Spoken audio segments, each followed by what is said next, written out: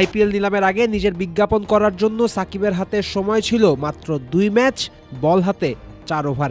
এই 4 ওভারও লাগেনি সাকিবের। 3 ওভার বোলিং করেই আইপিএলে 1 পা দিয়ে রেখেছেন আল হাসান। সত্যি কথা বলতে সাম্প্রতিক সময়ে আমরা যে সাকিব আল হাসানকে দেখছি তিনি মডার্ন ডে টি-20 ক্রিকেটের হটকেক নন। বর্তমান সময়ে টি-20 ক্রিকেট চাই শুধুই 4 ছক্কা।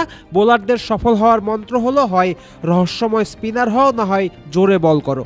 অন্যদিকে সাকিব মূলত একজন অর্থোডক্স স্পিনার, যিনি পিচের সহায়তা পেলে আরও ভয়ানক হন।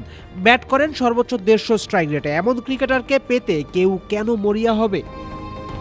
সাকিব নিজে এমনটা অনুধাবন করেননি তা ভাবা দুঃসাহসিক। সাকিব বুঝেছেন টি-20 ক্রিকেটের সাথে মানিয়ে নিতে তার খেলার ধরনে পরিবর্তন আনতে হবে। সাকিব এই পরিবর্তন এনেছেন নিজের মাঝে। চলতি আবুধাবি টি10 লিগেই সেটা দৃশ্যমান। বাংলা টাইগার্সের হয়ে 2 ম্যাচে মাত্র 16 রান খরচায় 4 উইকেট নিয়েছেন সাকিব। তার চেয়েও বেশি আলোচনা হবে যেমন বোলিং করে উইকেট নিয়েছেন সাকিব তা নিয়ে। প্রথম ম্যাচ থেকেই বোলিংয়ে সাকিবের বৈচিত্র্য ধরা পড়েছে। মুহূর্তেই বলের পেসের তারতম্য আনতে পটু হয়েছেন আল হাসান।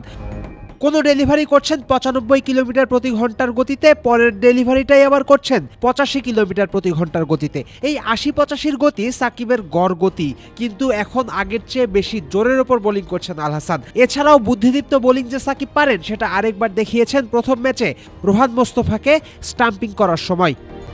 গেল আইপিএল থেকেই বোঝা গেছে স্পিনারদের জন্য কিছু আছে, এমন পিচ আর দেখা যাবে না এই টুর্নামেন্টে। সুতরাং নিজেদের জন্য বদ্ধভূমি এমন উইকেটে সফল হতে হলে বোলারকে নির্ভর করতে হবে চেঞ্জ অফ পেস এবং লাইন লেন্থের তড়িৎ পরিবর্তনের ওপর। সাকিব করছেন সেটাই। এরই সাথে সাকিবের কাছে আছে মহামূল্যবান অভিজ্ঞতাটাও। প্রায় 1 দশক ধরে এই টুর্নামেন্টে খেলার কারণে সাকিব জানেন আইপিএলে কিভাবে টিকে থাকতে হয়। দীর্ঘদিন ধরে ট্রফির খোঁজে থাকা যে কোনো দলের জন্য স্বর্ণের সমান মূল্য হতে পারে সাকিবের এই আইপিএল অভিজ্ঞতা। সাকিবের আইপিএল দল পাওয়ার সম্ভাবনা বেড়ে যাচ্ছে আরও একটা কারণে। আগামী 3 বছরের জন্য সাকিবের অ্যাভেইলেবিলিটি।